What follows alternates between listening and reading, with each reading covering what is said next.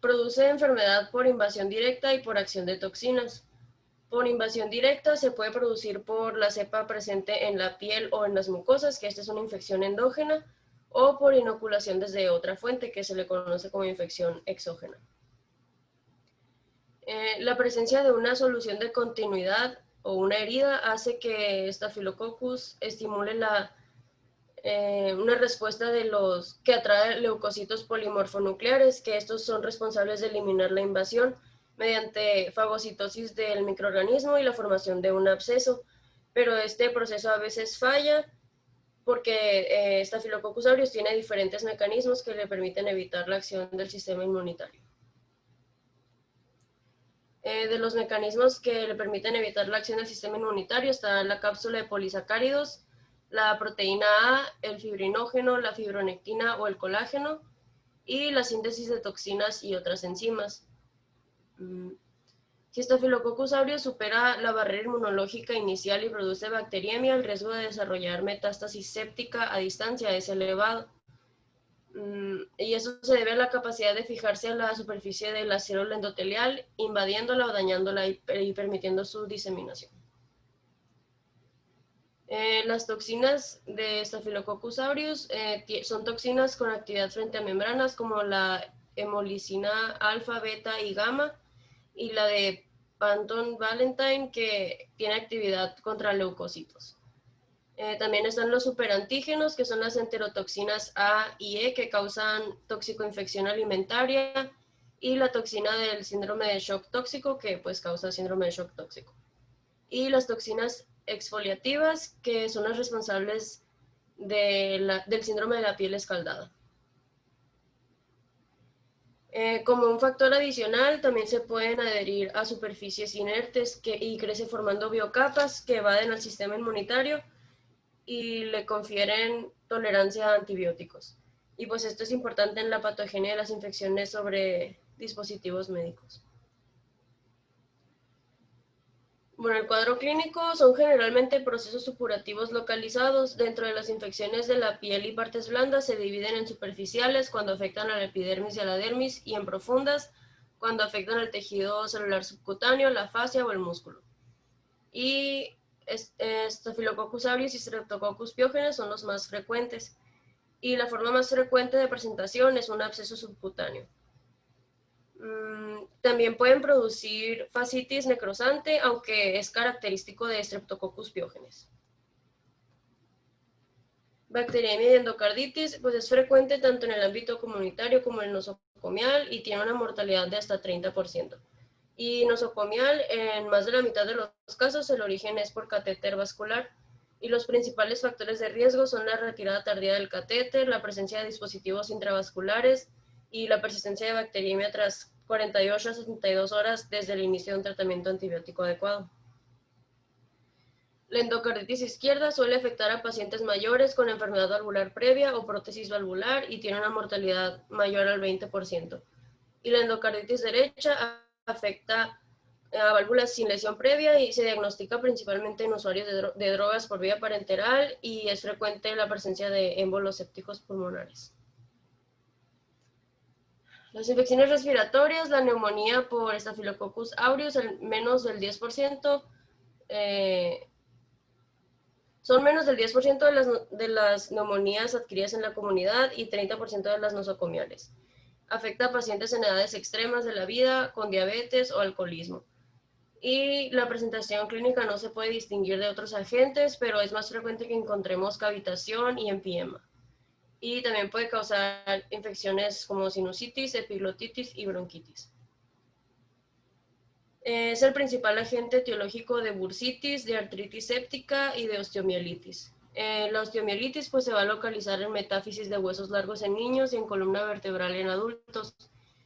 La forma más frecuente es osteomielitis por contigüidad a partir de una úlcera neuropática o isquémica en el caso del pie diabético, y puede ser aguda o crónica.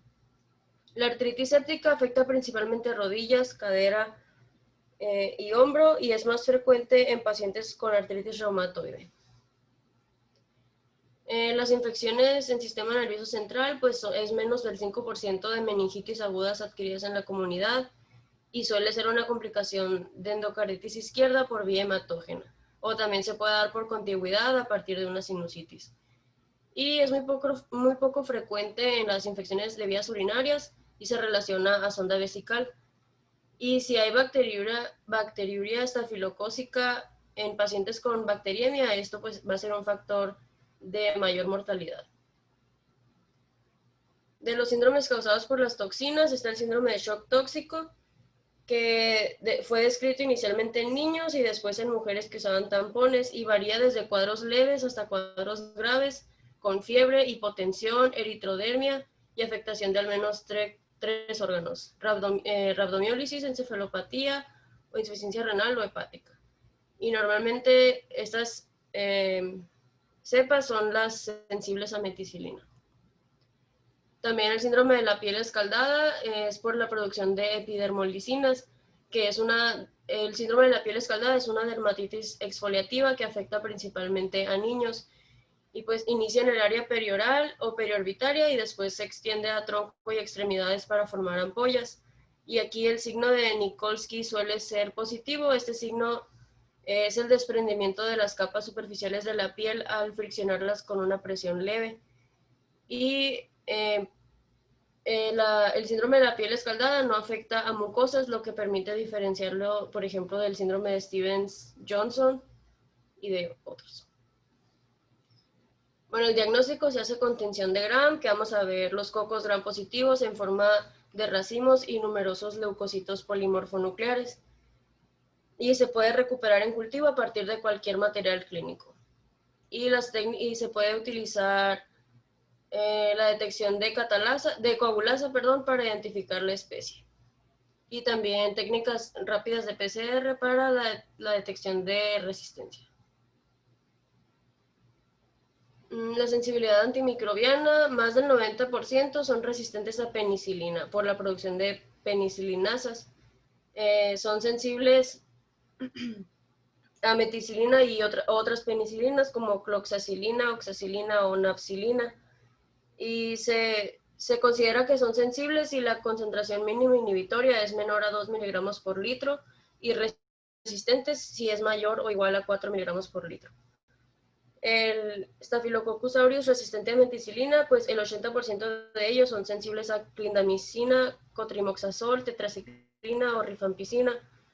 Se considera que es sensible a vancomicina si la concentración mínima inhibitoria es menor o igual a 2 miligramos por litro y resistente si la concentración es mayor o igual a 8 miligramos por litro.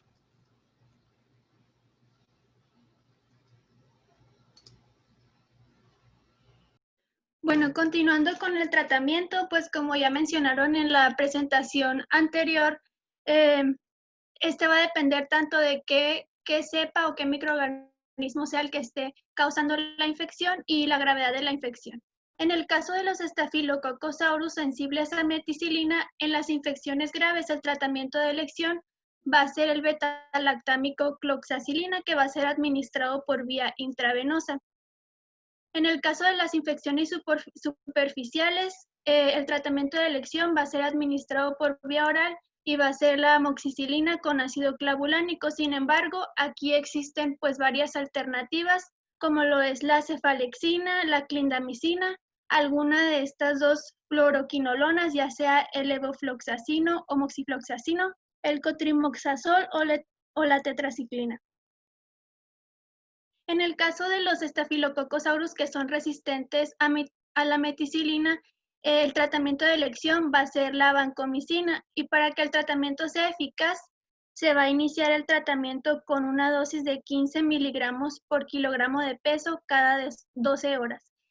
Si la infección no es tan grave, y si el paciente ya está en situación crítica, la dosis va a aumentar hasta de 25 a 30 miligramos por kilogramo de peso, y se va a monitorizar su concentración en sangre para que alcance un valor igual o superior a 15 miligramos por litro.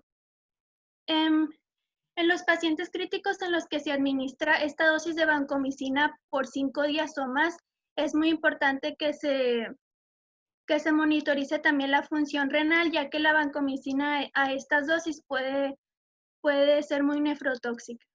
Siguiente.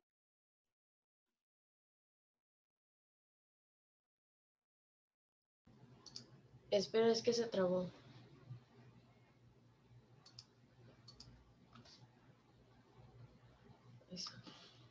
Bueno, debido a la nefrotoxicidad de la vancomicina en los pacientes críticos, va a haber otras alternativas. Por ejemplo, una infección grave puede ser la neumonía estafilocócica y el tratamiento de elección aquí va a ser el Inesolid porque este va a tener una fácil difusión hacia el tejido pulmonar. En cuanto a la bacteremia y la endocarditis, está la daptomicina porque se ha visto que ha tenido resultados similares a la vancomicina y con menos nefrotoxicidad. Y en algunos estudios se ha visto que si se combina la daptomicina con algún betalactámico o la fosfomicina, la acción de estos dos fármacos va a ser mucho mejor. También se han estudiado nuevos antibacterianos que se pueden utilizar en estas infecciones, como son algunos lipoglucopéptidos, por ejemplo, la telavancina, que ha demostrado que tiene un buen un resultado parecido a la vancomicina, tanto en infecciones de piel, de tejidos blandos y también en neumonías nosocomiales. Sin embargo, la telavancina es más nefrotóxica que la vancomicina. En cuanto a la oritavancina y la dalvancina, han demostrado una actividad intrínseca que es 5 a 10 veces superior a la de vancomicina y estos actúan tanto en cepas sensibles a meticilina y resistentes a meticilina.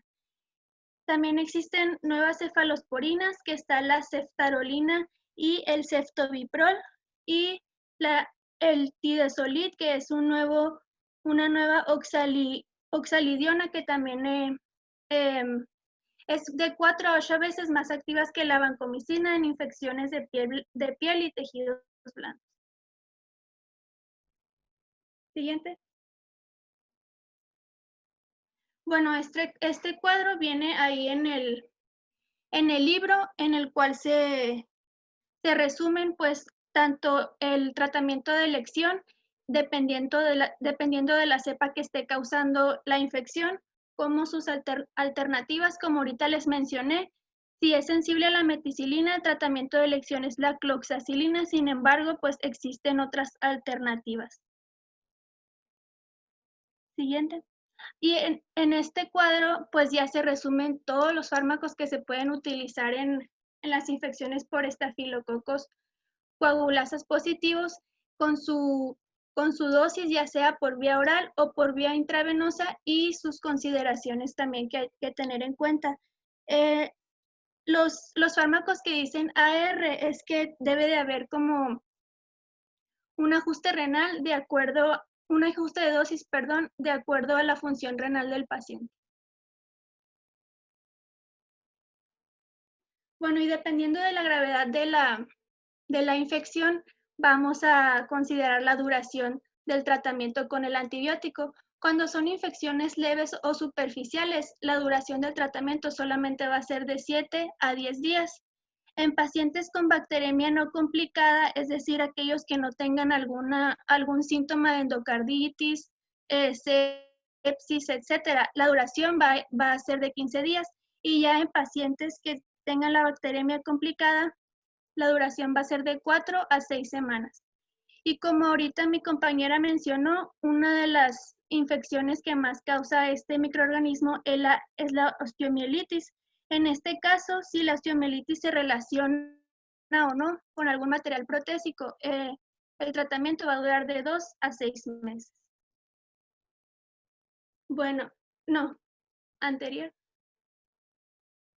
En el caso de las infecciones causadas por cepas productoras de alguna exotoxina, que ahorita también mi compañera mencionó, específicamente la Panton Valentin, se va a utilizar la clindamicina o el Inesolid. ¿Por qué? Porque aquí, por ejemplo, la vancomicina o algún betalactámico en las primeras horas de administración de estos fármacos promueven la salida de esta toxina, entonces ahí estaría como contraindicado. Y en aquellas cepas que tiendan a formar biocapas bacterianas o lo que se conoce como el biofilm, tampoco los betalactámicos ni los ni los glucopéptidos son útiles aquí. Aquí se va a usar una combinación de rifampicina, ya sea con una fluoroquinolona, clindamicina, cotrimoxazol, alguna tetraciclina o el ácido fusídico, que más que nada, no es un antibacteriano, no es es un bacteriostático, perdón, es un bacteriostático. Y en las infecciones por globo ocular o meninge se utiliza el linezolid porque atraviesa muy fácil las barreras, ya sea intratecal o intraocular. Bueno, dentro de la profilaxis, pues se ha visto que del 20 al 40% de la población es portadora nasal de Staphylococcus aureus. Por lo tanto, las personas que se vayan a someter a algún procedimiento quirúrgico o aquellas personas que estén en diálisis, se recomienda hacer la descolonización nasal, pues para prevenir que haya una infección por estos microorganismos. Y en esta descolonización se va a utilizar pomada del antibiótico mupirocina al 2% y también se va a hacer un lavado corporal con jabón de clorhexidina durante 5 días. Hay pacientes que presentan una alta resistencia a la mupirocina y aquí la alternativa va a ser el uso tópico del ácido fusídico. Bueno, y en las intervenciones quirúrgicas donde haya un riesgo alto de contaminación por Staphylococcus aureus, si se va a acompañar de la colocación de un material protésico, ya sea una válvula protésica o algún marcapasos, aquí se va a administrar una cefalosporina de primera o segunda generación como profilaxis. Ahora pasando a otros tipos de estafilococos, son los estafilococos coagulasas negativos, que estos tienen la característica de ser de microbiota natural de la piel del ser humano. Por lo tanto, son los microorganismos que más frecuentemente contaminan a las muestras, por ejemplo, en los cultivos. Y estos son la primera causa de bacteremia, especialmente relacionadas con la colocación de catéteres venosos centrales o infecciones de prótesis articulares. El microorganismo de este tipo más patógeno va a ser el Staphylococcus epidermidis, que se ha aislado en un 40 a 80%. Y va a estar relacionado con el uso de los dispositivos artificiales, como ahorita les mencioné, un catéter, prótesis articulares, prótesis mamarias, también pueden ser alguna válvula protésica, etc. La mayoría de estas infecciones de los estafilococos coagulasas negativos va a ser adquirido nosocomialmente, de adquisición nosocomial. Sin embargo, va a haber algunos casos en los que la adquisición sea esporádica, por ejemplo, la endocarditis en la válvula nativa, que va a ser por el Staphylococcus lugdunensis, o va a haber una cepa que es especialmente uropatógena y esta puede infectar aunque no haya una colocación de material protésico, como el Staphylococcus saprophyticus. Bueno, y la patogenia de estos microorganismos recae en que tienen una capacidad muy fuerte de adherirse a las superficies extrañas. Y cuando se adhieren a la superficie extraña, como se muestra en esta imagen, tienden mucho a formar la biocapa o el biofilm. Se fija, se coloniza y pues crece esa biocapa. Por eso estos microorganismos tienden a ser muy resistentes a varios antibióticos. ¿Y cómo se va a contaminar la persona? Pues ya sea porque se coloca el material contaminado o bien por vía hematógena. Debido a que estos microorganismos tienden a formar biocapa y no muchos de ellos liberan exotoxinas como los Staphylococcus aureus. Muchas veces no va a haber síntomas de infección aquí. Por ejemplo, el paciente solamente se puede presentar con dolor si es por la disfunción de un de una prótesis articular, sin embargo, no va a presentar fiebre, rubor ni calor, no va a presentar ningún síntoma típico de infección. Pero hay otras especies pues que sí generan de este mismo coagulasas negativos que sí sintetizan enzimas o toxinas. Por ejemplo, la cepa uropatógena que ahorita les mencioné, que es la Saprophyticus.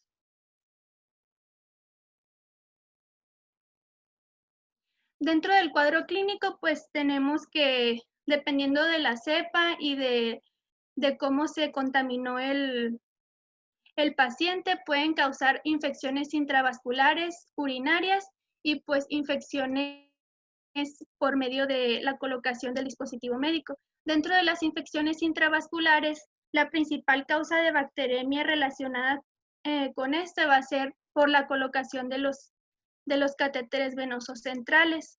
Y a comparación de los Staphylococcus aureus, el riesgo de metástasis séptica a distancia va a ser muy reducido, excepto en aquellos pacientes que tengan ya dispositivos intravasculares o que sean neutropénicos. Aquí los microorganismos pueden causar endocarditis, que son mayormente en la válvula protésica, y el cuadro se va a presentar un cuadro agudo durante el postoperatorio o incluso se puede presentar 12 meses después de que se haya hecho la cirugía.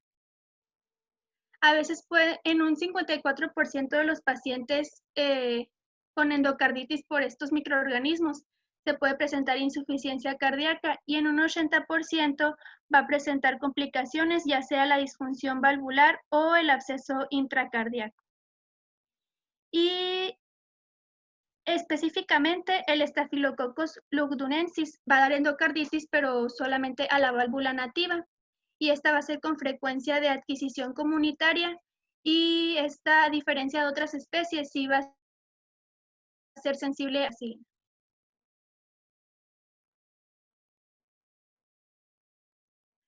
Bueno, en cuanto a las infecciones sobre los dispositivos médicos, pues ahorita ya les mencioné que suele ver, el cuadro clínico suele no tener signos y síntomas que son pues de la infección, sino aquí, por ejemplo, pues les puse esa prótesis articular porque solamente va a haber dolor. O por ejemplo, si se contaminó por la derivación de líquido cefalorraquídeo, como en esta imagen, solamente se va a presentar la hidrocefalia, pero sin que el paciente tenga fiebre, etc.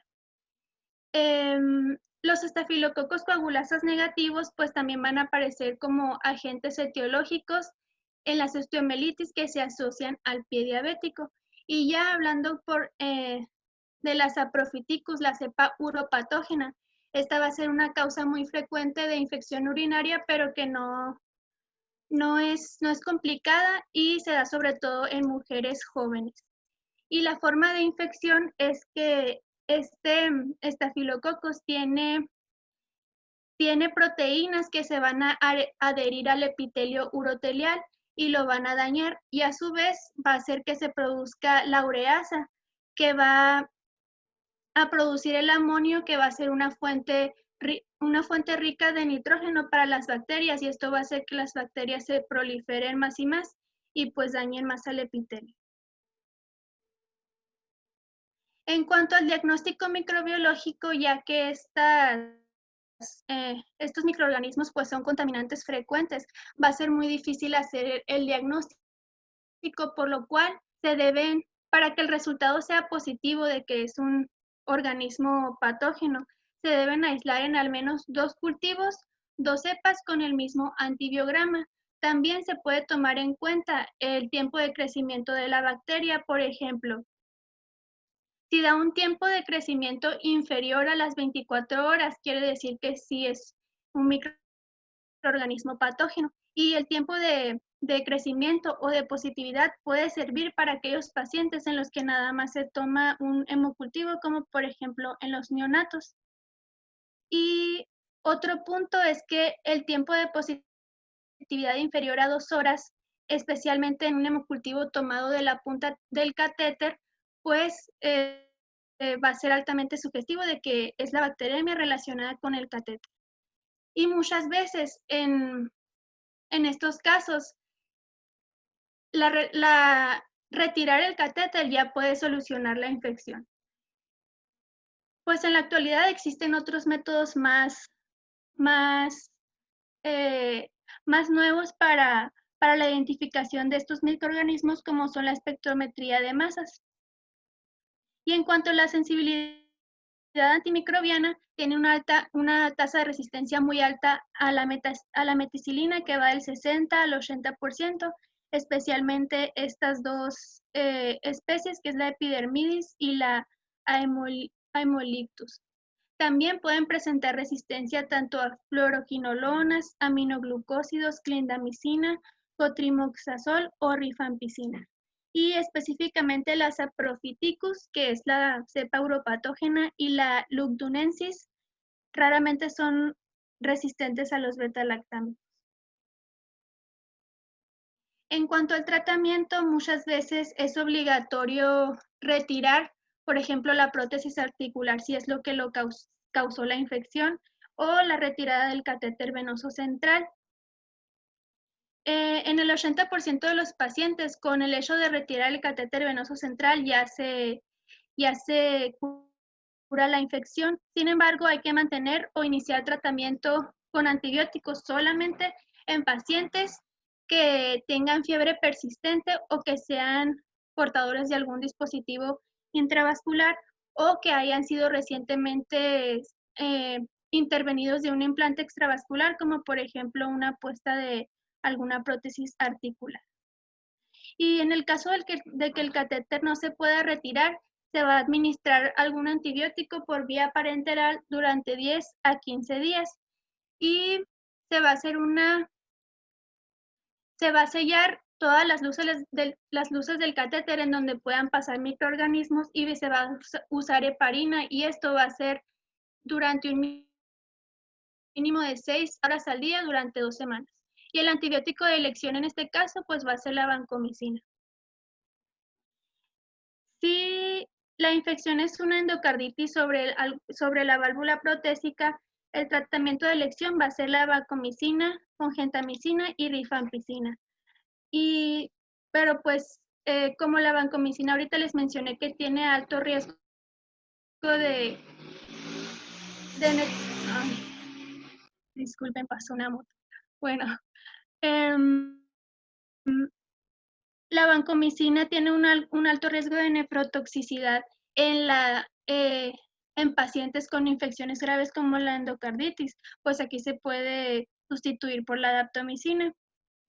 Y en las infecciones precoces, que son aquellas que tienen una duración 4 semanas desde la colocación, estas pueden tratarse sin retirar el material. Y en las infecciones crónicas, pues ya va a ser necesario retirar el material que esté causando la infección.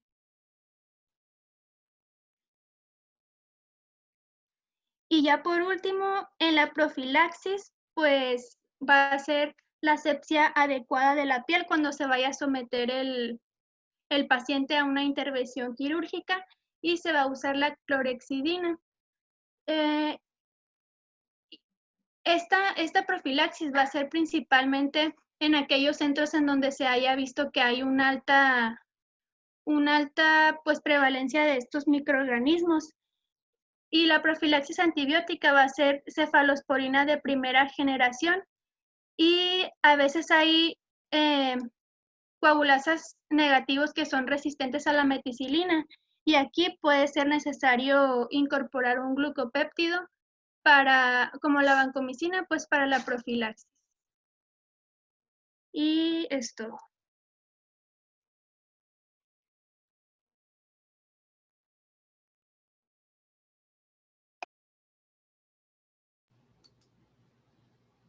Pues, bye.